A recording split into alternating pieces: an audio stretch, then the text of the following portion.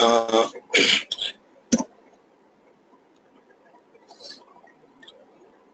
Hi all, welcome to this DevOps session, DevOps demo session. My name is Abdul. Okay, I'll be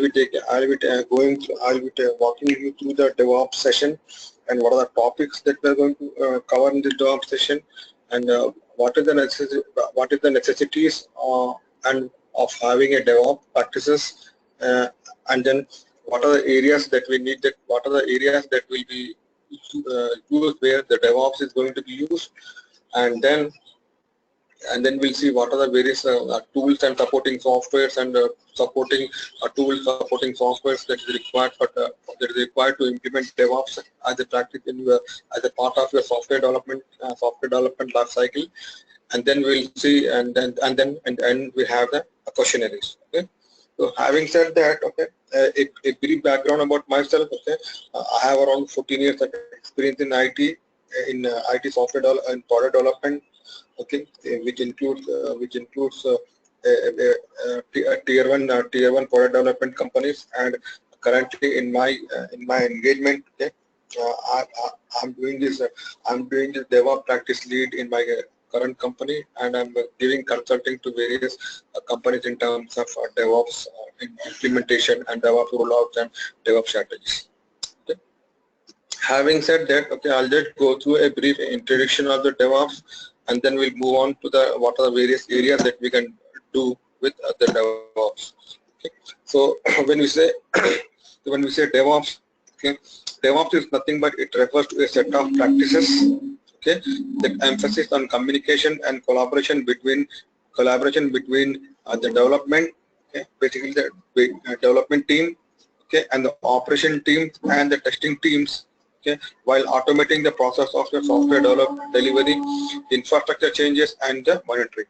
So when we say the DevOps, okay, so prior to DevOps, okay, when we were working in this software development practices, okay, DevOps process were not there. Like for example, if you say a couple of years back, like 4 to 5 years back, okay, people used to do the production deployment or the UAT deployment or infrastructure spinning up or the monitoring. All the processes were manual. So while doing all these activities, okay, manually, there were challenges. Okay, and there were bottlenecks, and the people will ended up having a lot of issues. Okay, in terms of coordinating, collaborating, and doing the software deliveries smoothly. Okay, doing software development smoothly, efficiently. Okay, with a less amount of downtime. Okay, and then creating the software infrastructures like your softwares, your applications, okay, or your required software tools, or creating the servers, installing the software, configuring the software, and also. So in the earlier days, for example, I can give a classical example, okay, where people used to deliver the software, okay, by writing the code, and then what they will do is after writing the code, they will put the code into they will put the code into one centralized place. We call it as a repositories.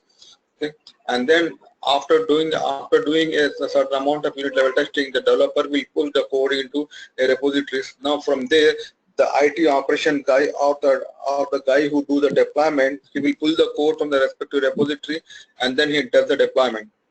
Okay. Once the deployment is done, okay, that means all this process we're doing. So during the deployment, okay, he might have taken the wrong configuration file, or he might have taken the wrong script. Okay, or he might have taken he might have not applied the correct configuration file. Okay, resulting which the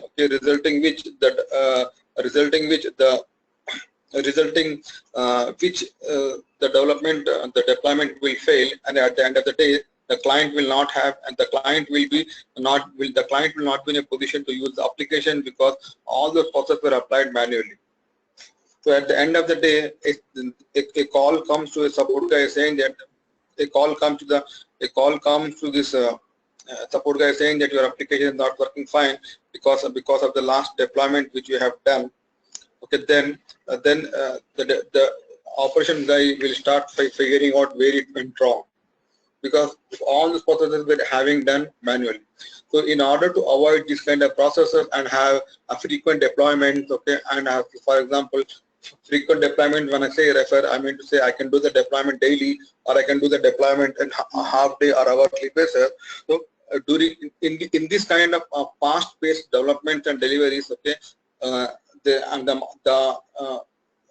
the manual process of deployment and building the application, the manual process of deployment, after it falls out to be a nightmare. Having said that, people started applying the DevOps in the DevOps practices in the software development infrastructure and your operations. Okay, so this is nothing but it is just an automation process to the manual process what you were doing. Okay, so the DevOps process is nothing. The DevOps process something like something not great, where you are writing something, you are converting your manual process into an automation process. Now the question is that how do I convert my manual process into an automation process? So here, while doing so, what you will do, you will be using some set of tools, or you will be writing some set of configuration script and applying the right type of configuration and doing the setups and then collaborating with each other. That's it. Nothing more, nothing. So there is nothing great, or we are trying to do some reinventing of the DevOps. The only thing is that from manual we are moving to automation. Okay. So when having said that, so that's why for saying that it refers to set of practices that emphasis on communication. Okay, and then collaboration. So collaboration means what? The collaboration is important between all the three set of stakeholders in any software any software delivery. There is a development team who does the code, the operation team basically who manages your infrastructure, like managing the application, managing the servers, managing the database, managing everything, and the testing team who does the testing for the entire project and says that okay, it's ready to go. Okay. While automating, so it is nothing but it's trying to automate the process, infrastructure changes, and the monitoring. Now, by doing DevOps, what goals we are trying to achieve? We are trying to achieve the goal of flexibility. Flexibility means I can deploy the code at any point of time I want. Okay, I can stop my server at any point of time. I can stop my server. I can start the server. Okay, I can monitoring the server automation. Okay, and then if any what happens if any drone is happen at my server level, or if any issue is happening at the server level, I should get the alert by automated, so that I need not to have a person who is continuously monitoring my servers. So that is what I say flexibility. When I say cost avoidance, the meaning of the cost avoidance is that you being a DevOps engineer or DevOps support guy or DevOps engineer, you write certain set of script into an automated and leave it. It will keep on running every time. The IT operation guy who is going to use this one, so he just has to just go and invoke the specific script or invoke the specific task which are written to automate it. And then we have the agility and speed. So see here, the concept of agility was initially applied into your software only for the development.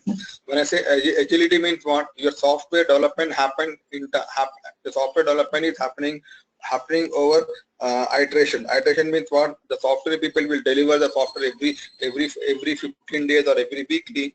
So what happens is that the development process was applied in the development. The agility process was applied in development.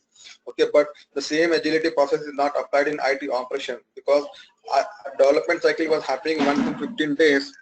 They used to release the code every 15 days.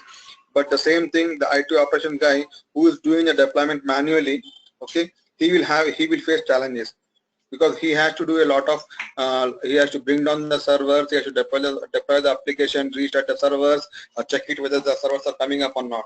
So now, with the help of the DevOps, when you're putting automation in place, even your IT operation will become like an agile administration. And when you see speed, the meaning of the speed is 18. We can take the example of doing a process manually and doing a process of automation. So when you do any process manually, okay, it will take some time to execute the process manually, but the same time, the same thing you need when you do with the automation process in place, okay, it will have an speed.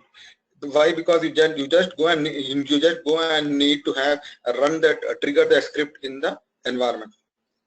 And then of course when we have IT, because if I get an agility, if I have a speed, if I have a flexibility, if I reduce my cost, definitely my IT efficiency will go up. That means you are suppose if a development team is pushing the code into repository every day, then you can do the deployment every day, or you can spin up the server every day, or you can monitor every second using automated tools. Okay. Then when we have accelerated growth, the meaning of the accelerated growth is that, okay, for example, today I have done the automation process, but the automation process never stops. Okay, it's a process of again applying the changes again and again. So because sometimes your cluster may change, sometimes your environment change, sometimes your software get changes, sometimes your version get changes, sometimes your deployment you need to take the backup. So you have to keep on continuously working.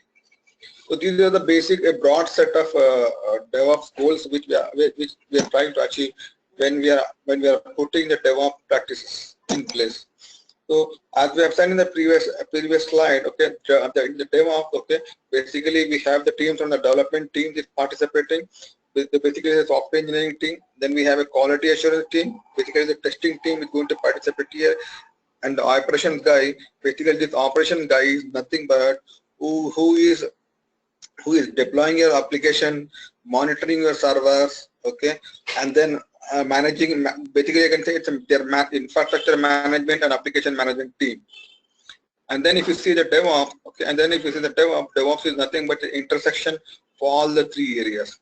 So the moment you say the DevOps team, so the DevOps guy will be knowing what is happening in the development. The DevOps guy will know what is happening in the QA, and he will also know what is happening in the operation side. So having said that, they will be participating in all the three core areas. Okay, then they will be knowing what they are doing in the application, what is happening in the application, what sort of application they are developing. Okay, if there are any emergencies are there, if any application get breaks, they will be also in a position to rectify or to at least identify the root cause of the issue, what is causing the issue, and at least they can take a remedy action. Compared to manual process, as all the development team, QA team, and the operation team, they used to work disparate in a different separate environment, or different working in a remote mode, or in a disjointed mode, I can say. Okay, so when we say DevOps practice set, okay, there is a development team and there is an ops team. Okay, the development team is nothing but, okay, they are going to create the application plan. They are going to write the code here, and then they will plan, and then they will plan for the plan for the deployment, and then they'll verify the code, and then they'll package it. Okay, and then they'll package it, and then after package it, they'll push it to the release. Release means whether you're going to put the code into the UAT environment, or the production environment, or QA environment, or staging environment, and then they will have a configuration part. The configuration part means creating your application environment setup, okay, or creating the servers near the server. And then we have the monitoring process, okay, which is monitoring the servers, monitoring the application, monitoring your network devices and all. So this is a separate set of activity the ops team is going to do, and this is a separate set of activity the dev team is going to do. So both when we combine, okay, when they overlap each other, going to become a DevOps practice. Okay, set. Okay, so when we talk about the DevOps pillars, okay, in DevOps there are three basically core pillars are there. We have CI/CD pipeline, then that would say the continuous integration and continuous deployment pipeline.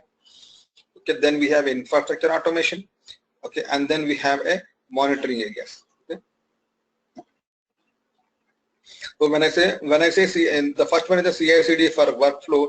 When I say the CI/CD workflow, so how exactly each developer is writing the code into their own machine. Okay, and then when they do the code check-in, and then when they do the code check-in into the centralized server, the centralized server is nothing but your source control server.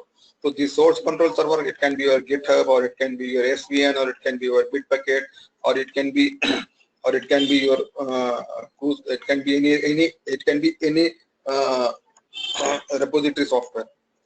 Okay, then to this source control server, we are going to put a CI server. So this is a server which is going to do the build automation and deployment automation process. So this CI server can be your Circle CI, or it can be your Jenkins, or it can be your Team CI, or it can be your Hudson. So this centralized server will pull the code from the source control server. They will do this, and then they will do some specific. Then they'll apply some specific set of test cases. If it is the part of the build, they'll do it, and then they'll send the reports. And then they generate the reports. Once that is done, they will send a notification back to the respective developer whether the build is successfully done, or build is deployed, or build got failed. If got failed, what is the reason? Everything they will say. So here, all the CI/CD workflow is going to become an automated. So nothing has to be there. The developer has to just write the code and check in the code in the source control chat sheet. So the moment they check in the code in the source control, the CI server is continuously monitoring the server. It will just see whether any latest changes are updated in the code or not. If it is updated in the code, it will just pull the code and start doing the building. So here, no manual intervention is getting involved. So if you say earlier, if for example 3 to 4 years back, when people were not automation was not in place, people used to do the build in every when the entire whole set of build and deployment activity used to take 3 to 4 hours or 5 hours for complex application. But with automation is in place, and when DevOps practice is in place, it will take 10 to 15 minutes to deploy an application, a complex cluster of. So when we say Jenkins, okay, the tool which we are going to talk about, the Jenkins tool, it's a cross-platform integration and automation tool. Okay, it is an open source software and it can be installed on Windows and Linux platform. It is having a secure access. Okay, and in Jenkins, all the things will work in terms of plugins. Okay, it has got plugin for Microsoft. It has got plugin for Java. It has plugin for Jira. It has plugin for Selenium. It has plugin for database. So it has got plugin for each and every. When I say Jenkins nothing but the plugins. You need to do the plugin, and you need to start writing the configuration and build the jobs, create the jobs, execute the jobs. And then it has got source code plugin like your Git, SVN, Bitbucket, VSS, and much more. And once you have done, you can upload your code into your repositories like Nexus or Artifactory, or you can even put your cloud into EC2 instances or into Windows Azure. It even support the cloud on cloud artifacts push. And then it has got automation with email, device, chat, and the Slack. And then it has got the master slave mode. So when you say master slave mode, so you can create a Jenkins in the master slave mode, so that if the master node fails, then automatically the slave node will come into picture and start processing the job request on behalf of the master. Then the another tool which we are going to talk about, it's a automation of your infrastructure. That automation infrastructure tool is nothing but the chef. Okay, the chef typically with what we'll have, we have a chef server in the middle, and then here we have a configuration files where you as a DevOps engineer write the configuration files within the script using the Ruby script. You write this here, and then we'll put push the code in the chef server. Chef server will apply the code into its respective node. So these nodes can be your UAT node, UAT machine, or it can be a UAT server, or it can be a production server, or it can be staging or any server. So when I say node, here node is a technical term, but the node I'm referring to is machines or virtual machine. Okay. And then what is the benefits of the infrastructure automation? It is going to establish a process for large framework and cluster, that is defined once, run everywhere. Okay. Your operational efficiency is going to you are efficiently running your operations part. Okay, you are going to reduce the cost and you are going to scale up the environment. Like for example, today I have 10 machines, I can make it to 20 machines, I can make 50 machines, I can scale up the environment. It is saying avoid manual repetitive tasks. Okay, that which saves your changes, and then which saves your time and efforts. Okay, the changes can be applied to entire machine or subset. Okay, it's a linear communication. That means the request will come from the workstation to server, and server will put this one, and then you can write some specific set of configuration to a specific set of server. That means I write some configuration file to be applied to QA environment, QAT or production environment, and all the systems are always all the systems and configuration, the software are always consistent, and there are. So when we talk about the chef, this is the one tool which is going to turn your infrastructure as a code. Okay, it is okay, and then it manages your servers, networks, jobs, DB patches, and much more. Okay, everything in chef is represented by using a file. Okay, it's a resource. So your file is also becoming a resource. Your application servers is also becoming a resource. Your database is also going to become a resource, and everything is. And if you're attaching some monitoring tool, even that also will become a resource to us. Okay, chef automation, it supports all major platforms. Okay, it is the secure communication between workstation, chef, server, and the nodes. Okay, before you apply the code onto the production, you can run the code in the isolated environment and check whether the configuration setups are properly fine, and then apply it. And then the hybrid deployment. Hybrid deployment, some of the part you can put in cloud, some of the part you can put in premises, or entire thing in premises, or entire thing in cloud. Then we have the monitoring system, which we to talk about the Nagios.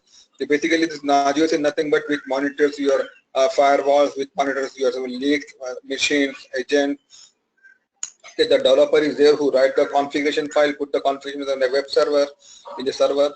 Okay, and then this server will goes and talk to the health, the active checks, it goes and does with apps or email servers. Okay, then it access your remote network like your Linux machine, your Windows agent, and then it also access the remote network via firewalls. And then what happens is that a system operator who want to see the entire dashboard of the application, he can log in through the web interface and see the entire infrastructure, this and this, who is at what operational efficiency they are doing. Is there any bottlenecks or any threshold limit has been reached, or any alerts has been there? He will just monitor all these things, and then he can log, he can manage node, he can do so. It provides the web interface to the web. Through this web interface, I can control all these parts. So when we talk about the DevOps tools, okay, it has got these automation tools like we have in the CI/CD level. We have automation tools like Jenkins, TeamCity, Circle CI, and then at the infrastructure automation tools we have your Chef, we have Salt, then we have Puppet, we have Ansible, and then in the monitoring tools that we are going to talk about the Nagios, Ishinka, and these are various set of tools, and every set of tools have their own usage. And the code repository, we are going to see the Git. In the scripting, we have Python, and then we have Shell and the Bash. And with open proxies, we have the Nagios. So what we'll do is that during our DevOps practice sessions and journey, we will pick up each tool, and then we'll practice with each tool, and then we'll apply each tool and each area. Okay, execute some practical real-time execution, have the hands-on session, and then move further. Okay, so having said that, okay, just a brief overview of the DevOps practices, what is going to apply, what are the areas we are going to work, and all. You know, I can just throw back to you for any queries or any questions you have. Go ahead.